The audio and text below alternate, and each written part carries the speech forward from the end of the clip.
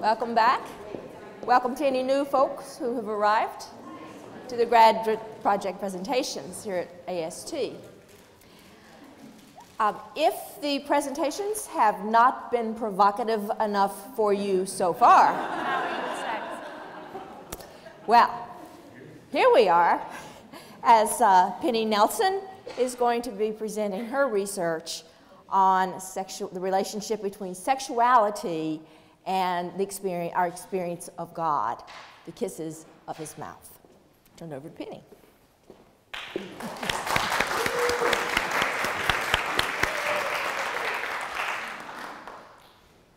The story behind my grad project is one that's actually unfolded over the past few years of my life. You see, sometimes when I pray, God kisses me. And not with some sanitized peck on the lips, but with slow, deep kisses that penetrate my heart. I get the feeling of my mouth being open, of lips pressing against mine, and someone else's tongue slipping into my mouth. This is an amazing feeling. And when God's tongue is in my mouth, I know that I am passionately loved by God. And in these moments, there is no doubt in my mind that God is my creator, my redeemer, and sustainer. And yet, the passion of God's tongue has a prophetic quality to it too. It's like when God's tongue is in my mouth, the words I speak could be on fire. The first time this happened to me, I was so surprised. I didn't really know what to do. But the feeling of love was so intense. There was nothing I really could do but surrender into it. And this doesn't happen very often, I can tell you that. But when it does, there is never a doubt in my mind that these kisses are a gift from God. I have wondered, though, if I'm the only one who has these experiences, or if there are other people who have these experiences too. And I've also wondered that if other people experience God like this, why isn't the church talking about it? So thanks to my theological education, I know that Christianity has said a lot over the course of history about sexuality and spirituality. And some of it is actually even pretty sexy. For example, my project's title comes from the Song of Songs, chapter 1, where one lover cries out to another, "Let him kiss me with the kisses of his mouth, for your love is better than wine." This is how the book starts, and it just gets better. And even though Christian and Jewish commentators prefer to read the song allegorically, as the love story of our relationship to God, we still can't get away from this erotic imagery. And sometimes we actually find it useful. For example, in his commentary, Gregory the Great writes, "In this book are mentioned kisses, breasts, cheeks, and thighs, in order to prove that, by the words of love that is below, the soul may be moved to love that which is above." Erotic language is also used to express the relationship with Christ in the ecstatic visions of mystics. In her book, The Flowing Light of the Godhead, Mechtild of Magdeburg describes dancing, dressing, undressing, and mystically making love with Christ. Saint Teresa of Avila, whom we see here, describes the exquisite ecstasy of her heart being penetrated to her entrails by an angel's arrow. And this penetration leaves her inwardly moaning in bliss. So it seems we actually have a long tradition of describing our relationship to the divine in erotic imagery. And as one participant in my study suggests, this may not actually be as metaphorical as people think. So what I wanted to do in this project was give voice to these parts of our tradition as a way for 21st century Christians to touch down in our own faith tradition when trying to make sense of our own questions and experiences regarding sexuality and spirituality. So I set out to discover whether these phenomena of erotically experiencing the divine in spiritual encounters or experiencing sexuality as a vehicle that opens us up to a deeper experience of God continued to be experienced in the lives of Christians today. And if it did, I wondered whether people felt if there was a space for them to voice their experiences in their faith communities. And because I wanted to study the direct experience of people's spiritual and sexual encounters and what that was like for them, I used a phenomenological methodology for the purposes of my study. So in total, I interviewed 6 men and women from across the country who consider themselves to be practicing Christians. And I asked them, what is the relationship between spirituality and sexuality? My participants include 3 lay people and 3 clergy between the ages of 22 and 83.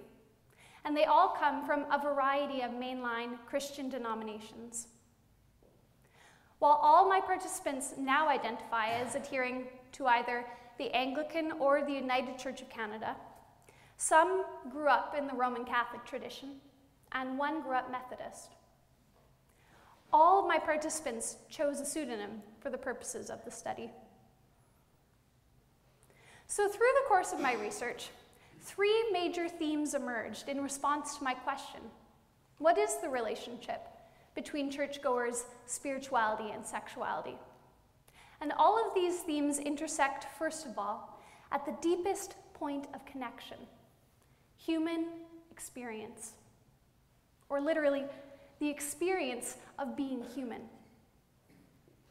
Most of my participants talked about their spirituality and their sexuality as being 2 halves of the same whole, or 2 sides of the same coin. And when I pressed them about what the coin or the whole might be, they said it was their very experience of being human. One participant named D questioned whether our spirituality and our sexuality are actually separate entities at all, and if they are, whether they could be separated from each other without profoundly affecting one or the other. D said, "My spirituality is experienced through my body. So is my sexuality. I experience the world I live in and the relationships I live in through my body, physiologically, emotionally, as well as intellectually. So spirituality for me is experiencing that I am a part of the world in which I live. And largely, it's a physiological experience for me." For most of my participants, the connections between their spirituality, their bodies, and their lived experiences lead them to articulate a distinctively incarnational theology. And this encompasses their whole lives. Their experiences have taught them that there is no dichotomy between the body and the soul, or between the material and the immaterial. Because, as theologian Thomas Ryan states, life in this world is already shot through with the divinity. Not everyone shared this outlook, however. One participant, James, said, "I think we want to have a relationship with God, and we want to be valued in that relationship. We therefore want to believe that what matters to us also matters to God. But I do not believe that just because sexuality matters to us, it matters to God." And yet, through the course of the interview, James also named the ways in which human experience relates to the ways our relationships form us, and the ways in which our spirituality is formed through these relationships. James said, "When I was an older teenager, I came out to a Roman Catholic priest who was very supportive. We had several meaningful conversations that really changed the direction of my life, and I remain deeply indebted to him. As a young adult, I often wondered how deep that man's faith must have been that he was willing to forego sexual experiences. It was that wonderment that motivated me to start my own faith journey and draw closer to God. So I can only say that it was ultimately sexuality, but not sexual experience, that led me to a deeper experience with God." So for most of my participants, there is no doubt that our bodies and our relationship experiences, including sexuality, continue to be sites of God's revelation today. Just like the United Church of Christ motto, my participants affirm that their experiences are proof, first of all, that God exists, and secondly, that God is still speaking, even in the midst of tragedy. For one participant, D, she named experiencing recurring visions of God during her childhood sexual abuse. She said, "When I was a child, I was sexually abused by my father fairly frequently. And it began very young, when I was 3 years old, of being abused and then having this vision of an old woman, actually, who would come to me and call to me and say, 'Come to me, come to me.' And it was like leaving my body.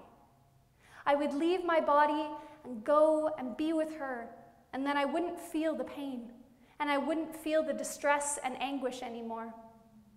And so for me, that was God." For D, these visions demonstrated God's compassion for her, even in the midst of her suffering. D named these visions as being a profoundly spiritual experience, which also served to save me in some ways.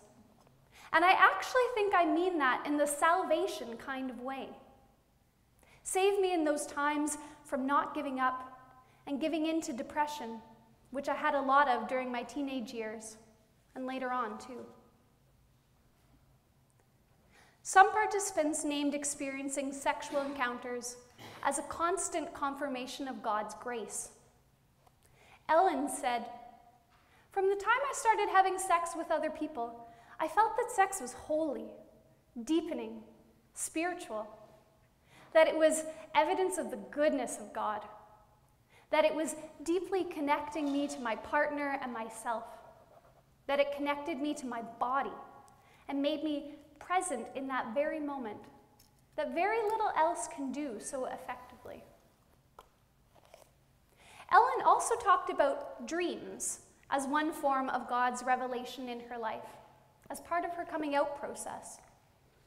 She said, "When I fell in love with a woman and came out as a lesbian, that process was incredibly deep.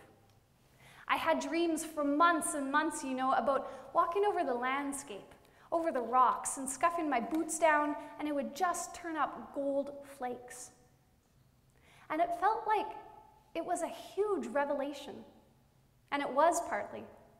I was learning how to love myself for the first time. I was learning how to love women for the first time, and to love myself, it was revealing how I hadn't before.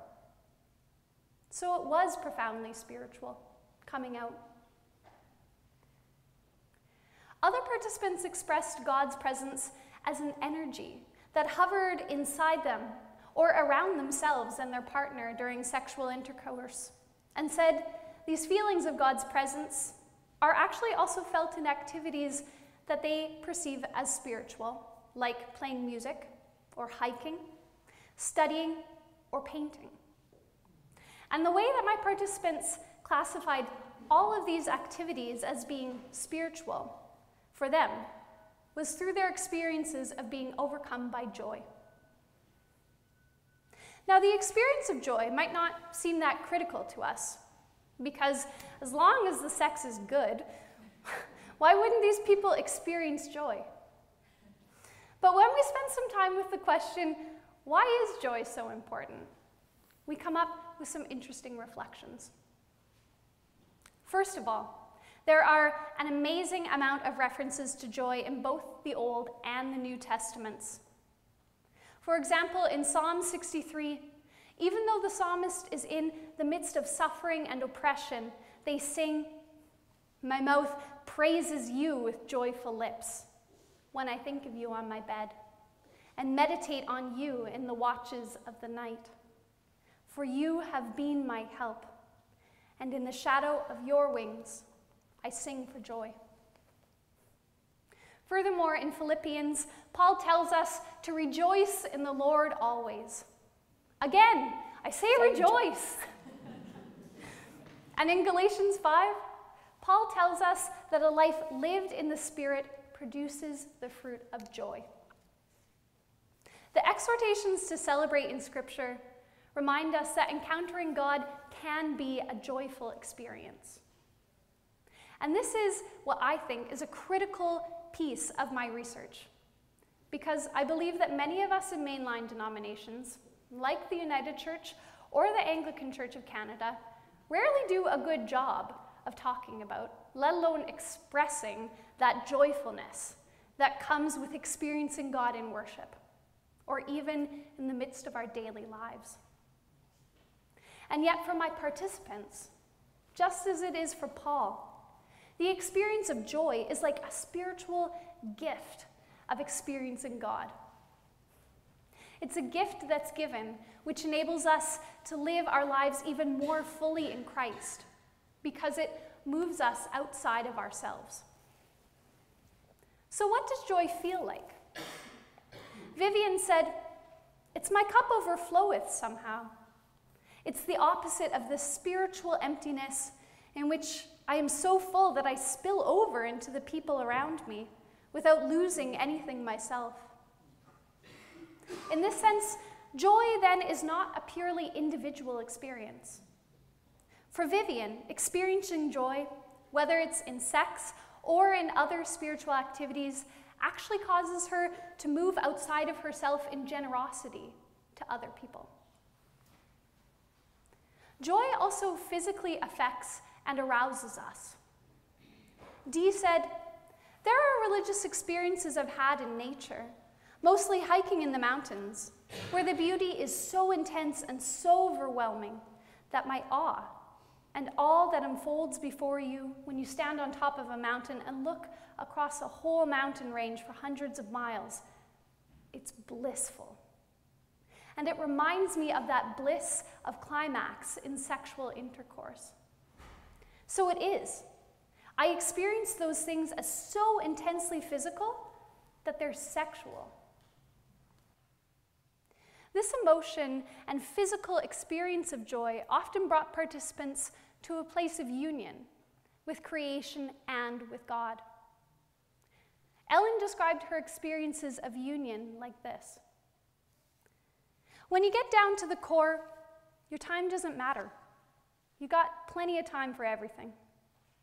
Your material status doesn't matter. You've got everything you need. Who you are, the things that make you feel good about yourself don't matter because you're exactly equal. You know, you're in the kingdom of God, and it's always at hand." But it takes those experiences, and I think they're experiences that pull you right into this moment, right into this body, right into this time, right now. You're totally awake for it, and all the rest just falls away. It's completely meaningless in that kingdom. And sex does that. Next, all my participants agreed that their spirituality informed the ways in which they lived out their sexuality in the world, and that their spirituality was an important factor in living ethically with others. Christopher, who grew up Catholic, talked about learning how to rightly order his desires for other men through his devotional life to the 19th century teenage saint, Dominic Savio. He said, "When I was a young kid growing up, I was 12, 13, 14. I went to Salesian school. I fell in love with Dominic Savio. Dominic Savio was my boyfriend. With Dominic Savio, because he was a saint and he was holy, I could safely let go or express my sexual desires for other boys, for the bodies of other boys.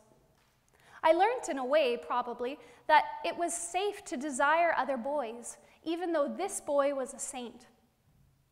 Because I learned, I think, how desire operates, how desire runs, how desire is possible because it was safe. Because I couldn't really express my love for other boys, not directly, but I certainly could for Dominic Savio. It was a good way to learn what desire for other boys meant in a positive way. Other participants described how their spirituality influences their own ethics regarding casual sex. Vivian said, "I've never been someone who can have casual sex because it's not enough, in a sense that the spiritual part of me is not fulfilled. Like, there's no joy, really. It's very me-centric." However, Vivian hasn't always known this about herself. And in the interview, she talked about how a process of recent spiritual rediscovery caused her to come to these conclusions. She said, "I think that what happened was the discoveries in my spirituality raised questions about my sexuality. Like, should I be having casual sex now for purposes of research for my future self?" Don't laugh. How moral is it to have sex with people because it brings you pleasure, number one?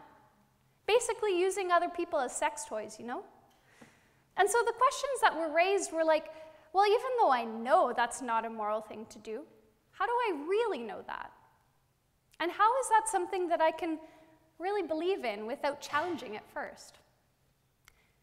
So earlier this year, I had someone who was like, "Hey, let's have sex." But he had just come out of a long relationship and just wanted to be friends with me. But I wasn't interested in anything from him either, right? But a part of me was just like, if he is kind of offering, right? And if he is it immoral? Is it taking advantage of him if he's agreeing to it?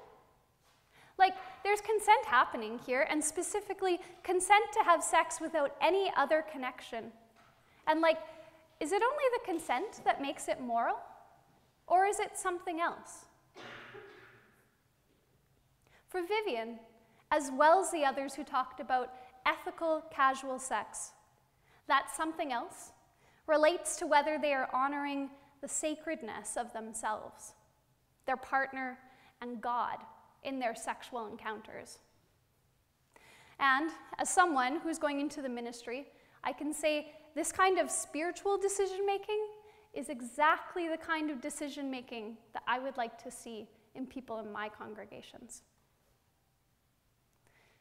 So after hearing the voices of these 6 people, how are we as the church called to respond to their experiences? And furthermore, what do these people's stories tell us about the kind of discipleship that God is calling us to today?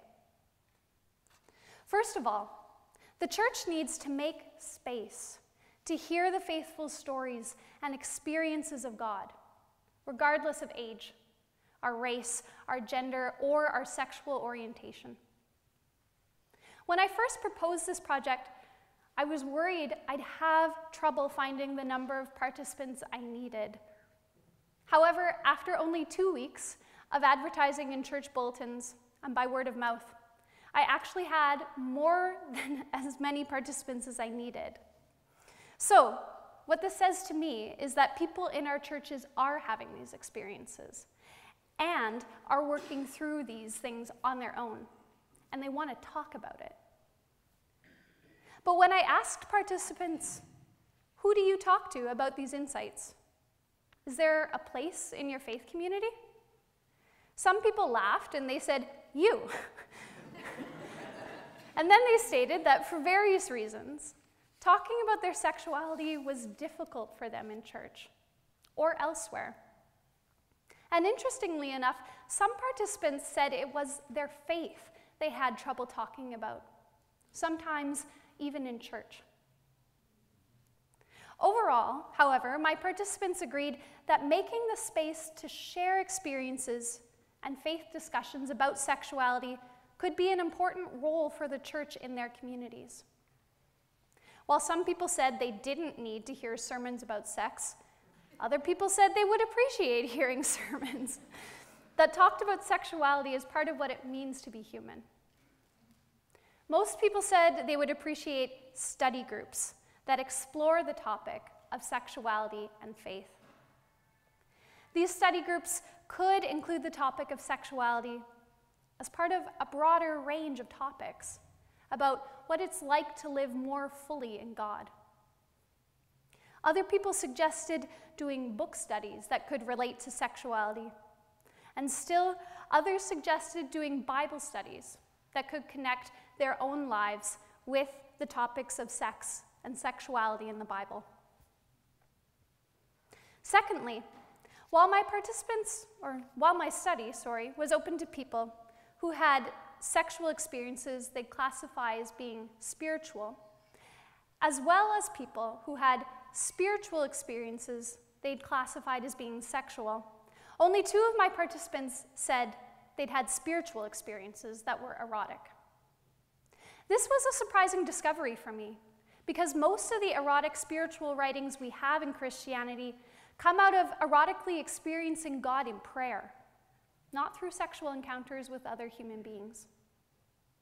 This has left me wondering whether the church in the 21st century has lost its ability to teach the faithful how to pray, to the extent that we might prayerfully experience erotic union with God in prayer like our foremothers and forefathers have. And so I'm left wondering, how might lay people and clergy within our churches learn to cultivate a more active prayer life that brings them closer into relationship with God? Overall, I believe the church needs to rethink and reorient the ways that we teach our faith and live our lives. And what I mean by that is that the experiences my participants describe suggest a more holistic approach to Christianity, where our whole lives are steeped in God, and we're not compartmentalizing into sacred or secular moments. These 6 people whom I've interviewed already seem to be integrating their faith into their daily lives, including their sexuality. And I believe that we as a church have a lot to learn from them. If we truly believe that Christ has called us to be his followers, and that everything we are and everything we do in this world is meant to bring us closer into relationship with God, then our whole lives, including our sexuality, need to be lived as being sacred. Thank you.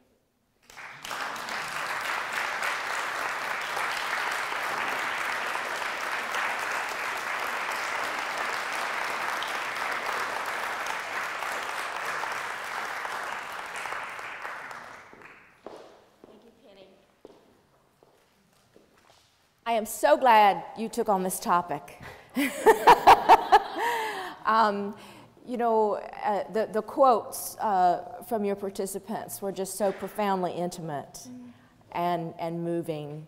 It's a topic that we either treat frivolously in the church or we just ignore. Mm-hmm. So let's see what questions folks have for you.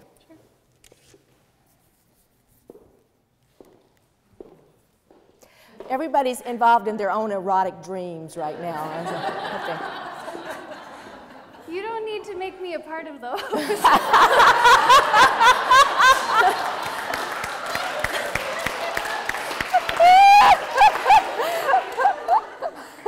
Sally!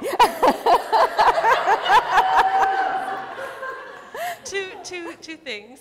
The first, you mentioned worship. I was wondering if your respondents mentioned worship at all in talking about their own experience. And then the second thing is intimacy. That I was just wondering if that was the language that was shared in your research study at all either, because it is language that we often use when we talk about our relationship with God, and in our sexual relationships as well. So those two things I was curious about hearing more about if there was more. Thanks.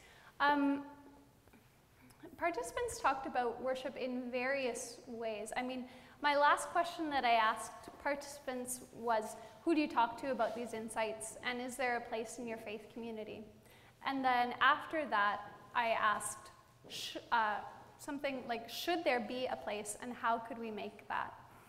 So in that question, participants really did talk a lot about worship, but when it came down to whether they experienced God erotically in worship, across the board, nobody said anything about it. One person specifically said, if you're asking if I have orgasms in church, I don't do that. And so, but they did go on to say, it's interesting the ways that we talk about eroticism. I guess that's the best way for me to say that. Because she went on to say, she doesn't get physically aroused in worship, but she experiences emotional erotic arousal in worship. She talked about one time being at Cornwallis Baptist. This was Ellen, where she said, we sang until everybody had the Spirit, and that's what it's like when I'm at one with God. So in that sense, at least Ellen talked about an emotional erotic connection with other people and with God. As to intimacy, participants did talk about intimacy. One participant that I didn't end up mentioning because there just wasn't time in the study, Jane, she does talk a lot about how there's a connection between herself and partners, that intimacy, that's where God is, as well as that's where, what's the best way to put it? When we are loving at our fullest, that's where God is. And so for her, intimacy is one of the best ways to describe how she experiences God. Another participant, Dee, did talk about intimacy with her partner as well, and how she had to work through her experiences of sexual abuse as a child and a teenager in order to be able to have intimate experiences with other people. Thank you.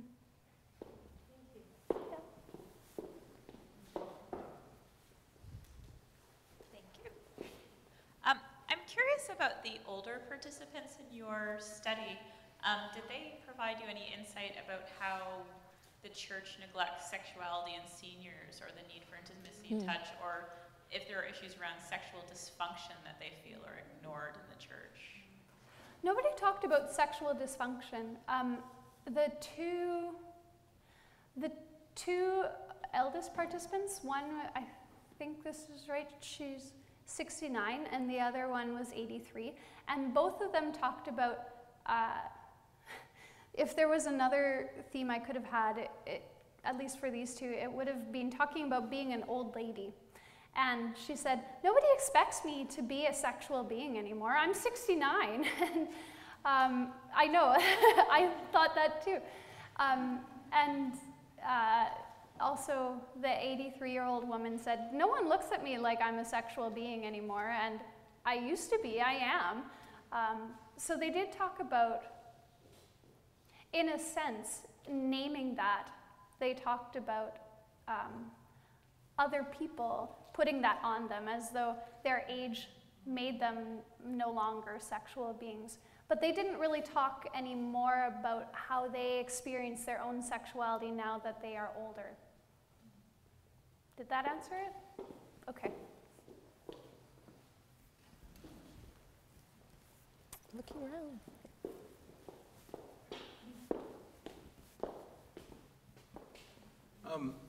I think that one of the beautiful things about sexual experiences and intimacy is that you're forced into, I think, ultimate presence in the moment.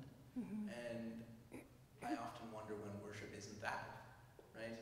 Where you're in worship, but you're really somewhere else. Yeah. And I think that this really helps me look at how that, you talked about it a few moments ago, that emotional arousal can help draw us into that moment. So it's more of a comment, not really a question about the things that we can learn from our sexual experiences in life and how they are sacred to us, and they can maybe inform our spiritual life. Right?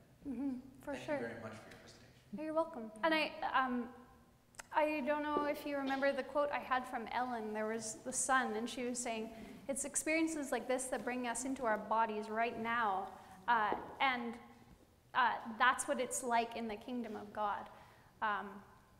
Yeah, and she is also a lay person. So I think for lay people to be relating the kingdom of God to the kinds of experiences that they're having in their daily lives outside of church is wonderful.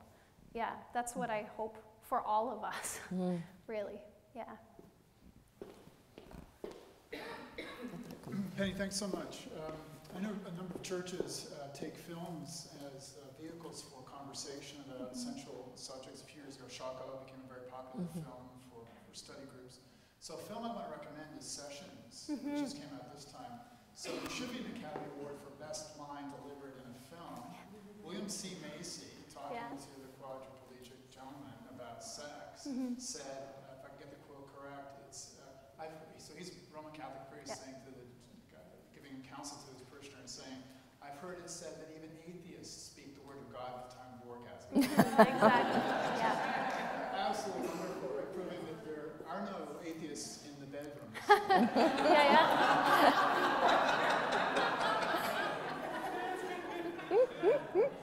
So you listed three things, and they're all very useful implications, ways in which we can make congregations. I'm a big fan, as you know, of making congregations more sexually literate, because I do think people get aroused in church. I mean, I think people have, I think there's clitoral engorgement, I think there are erections that occur during liturgy, I think there are things that occur we don't even talk about. I'm frightened to talk about it. Maybe people even have orgasm during liturgies. Right? I haven't, but and that's really edgy if you can get people talking like that. But the key would be, are there other things that we can do liturgically in the practice of ministry that can enable or facilitate really healthy conversation? Just conversations, period. Don't worry about healthy. Just conversations about sexuality. It's a big part of where we live. We talked about seniors feeling cut off and disembodied. You know, I've talked to 80-year-old women who want to have sex. And so how do I do this? And talk to me about masturbation. How do we deal with this stuff, right? When they feel so cut off, and everyone. I think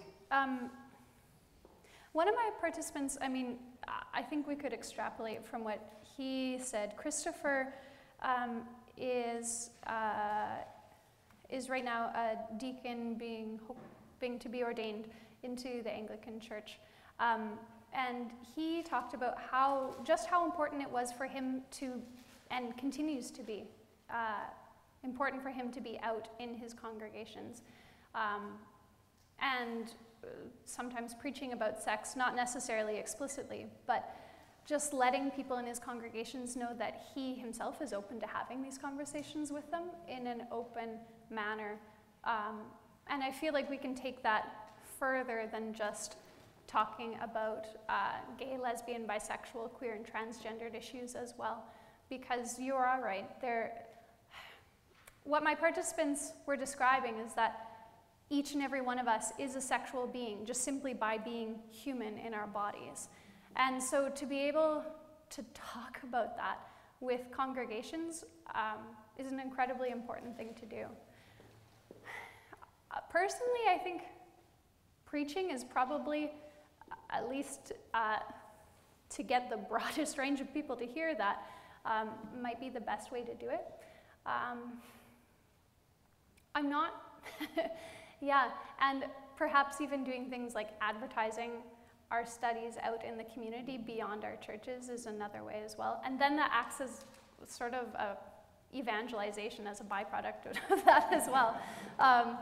But other than that, I'm still really wondering about how to do this effectively in my own ministry.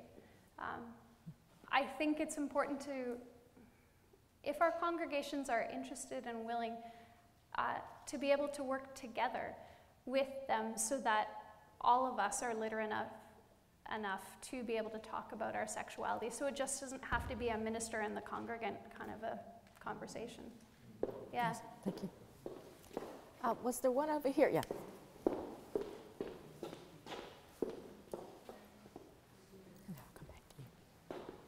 I remember a friend of mine, a single friend of mine here at AST, saying that it was her greatest desire to be able to go to church with her, ideally a husband, she never got there, but husband, partner, to be able to share worship with her partner. And so I just wondered how you, with some of our churches being more and more open to what people's partners look like in reality, I just wondered if you had any comments about that type of thing in your interviews, whether people spoke about the freedom to actually be able to worship with their partner in public, in a church. Nobody specifically talked about worshiping with their partners in church.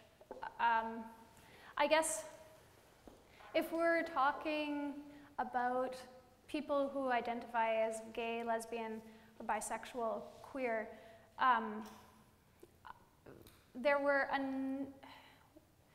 three of my participants who identify under the queer umbrella said actually that they felt really supported in their faith communities as being either gay, lesbian, or bisexual, and that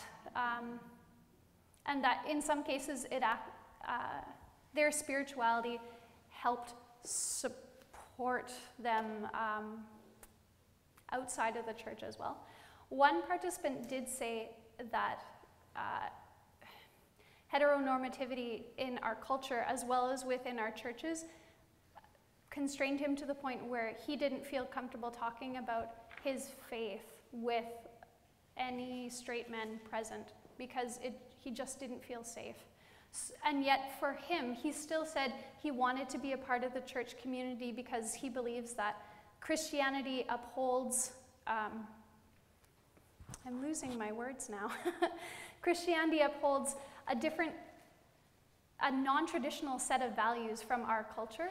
And so Christianity allows him the vehicle to be subversive and to push back against heteronormative values of what it means to be male, of what it means to be in a relationship.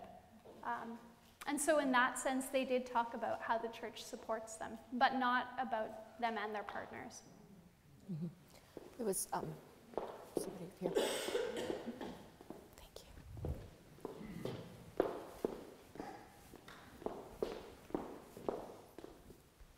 you. It sounds from those that you interviewed, you were very fortunate in working with people who were very comfortable in their embodiment. My sense with the majority of the congregation in which I serve is that most people are not fully embodied. That we try to speak a language of that, but when I'm working with spiritual practices in groups, trying to help people to connect to body, most people are at war with their bodies in a lot of ways. And so this is like a step that's way beyond where they can get quite yet. And so I'm wondering if there were any sort of intermediate steps you would suggest coming out of that experience and working with these people who have come to that point of feeling that full embodiment. How can we help other folks to get to that level? Or just to add to that, people who have discomfort or actual aversion to talking about sex, or if they have hang-ups about that kind of thing. Not that I personally have any hang-ups. My immediate response is that shouldn't be forced upon people unless they want that. I'm not saying that you're saying that we should force that upon folks. But I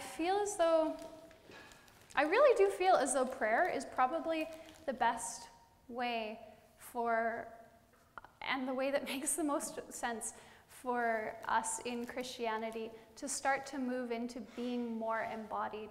Because even if what we are doing in prayer is just sitting, either with our hands together or woven together or on our laps, doing guided meditation sort of prayers, I feel like people will start to become aware of their bodies, even if it's, man, I am really uncomfortable in this position.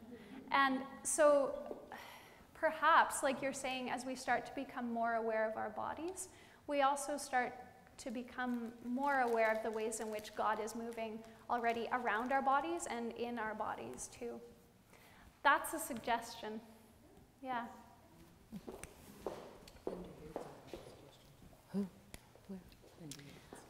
I have a question about whether or not any of your respondents talked about Christ as companion, partner, lover, or Mary, for example, as companion, partner, or lover, and whether or not they'd worked any of that sort of, especially in celibacy, having that partner as real encounters with them in a very physical way. We've talked about spirituality and the moving of the Spirit and God, but I was wondering about that.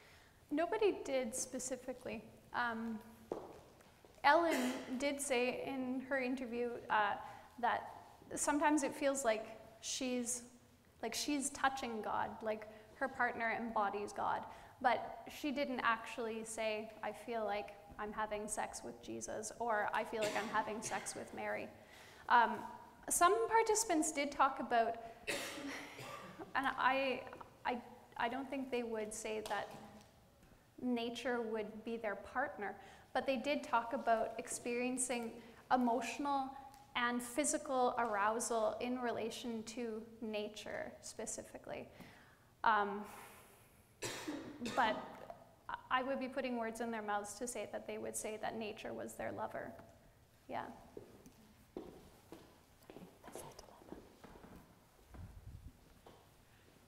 Excellent presentation, Penny. Thank you. I think you're helping me to understand another thing I've been puzzling about, and the comment about the person who was at Cornwallis Baptist Church. We've done a pulpit exchange there, and I observed the same thing. It's a very erotically charged mode of worship. And then when I was traveling this summer visiting congregations, I've noticed that there, in the charismatic kind of storyline congregation, there is this very charismatic, erotically charged worship. Yet there are also congregations that have the most prescriptive rules about who can have sex. And do you think there's in your literature search, or do you have an opinion about what that might be about?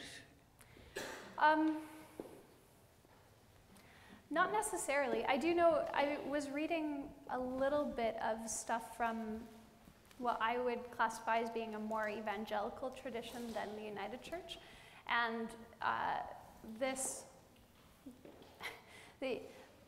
theologian was talking about how preachers and churches he has gone to have said things like, Christians should be having the best sex on the block. Like, we're saved, come on. But still, in that tradition, it would be heterosexual sex that people are having. So, I don't know. I wonder if, in a way, I would say, perhaps the more erotically charismatic charged worship services does provide an outlet for people who worship in those congregations who might either choose to be in the closet or who just simply are not having sex that their minister would classify as being sanctified kind of sex. And as a charismatic, erotic outlet in worship, I think that is really great if people can experience God in that moment and also feel as though they are loved and worth in that moment. the teachings about whether or not the kind of sex that they are having or that they wish they could have, I would come down negatively on that. I wish that those teachings would change. I don't know if that answered your question. We have time for one more, I think, back here. Thanks, Penny. I missed the very beginning of your presentation, so you may have covered some of this. Two insights kind of converged for me in the last few days. One is that one of the two things Jesus spoke the most about was idolatry. And that perhaps the greatest form of idolatry in our culture right now, especially popular culture, is sexual, especially around a particular form of the female body, which you would mostly see in young women, you know, between, say, 13 and 17. And this has struck home very powerfully as I stand at the grocery lineup with my boys, watching them read the covers of Cosmopolitan and asking me questions. So I'm wondering whether, either in your literature review or in the responses from your interviewees or in your own ponderings, whether you gained any insight in how the church might be liberative in terms of helping to disembody a form of idolatry that seems to have embedded itself in our very being in so many ways in this culture. Did you say the church might be literative? I just didn't hear what... Liberative. Liberative, okay.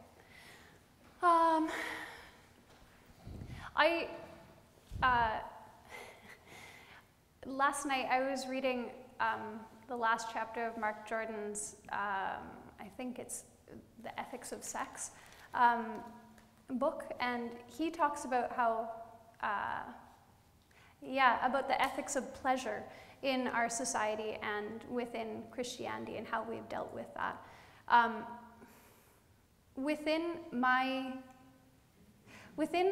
my participants' answers, a lot of what they talked about was how their spiritual sex for them is not the same as self-indulgent sex, and so those two are not necessarily, they aren't the same.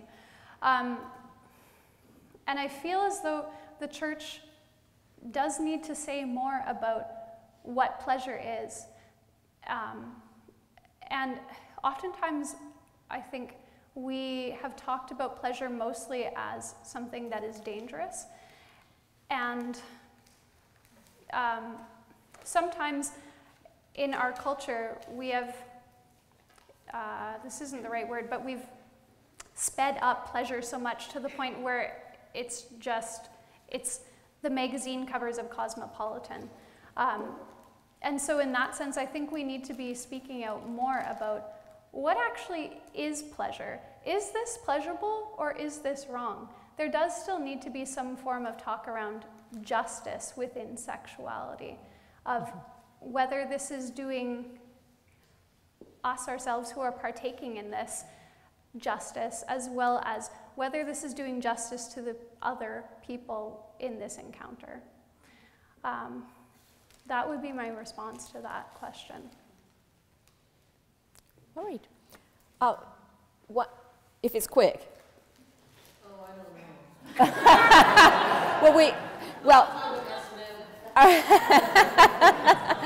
know. We need to take our break, and maybe you and Russ and Penny can have a conversation in the other room. And be back for Karen's presentation.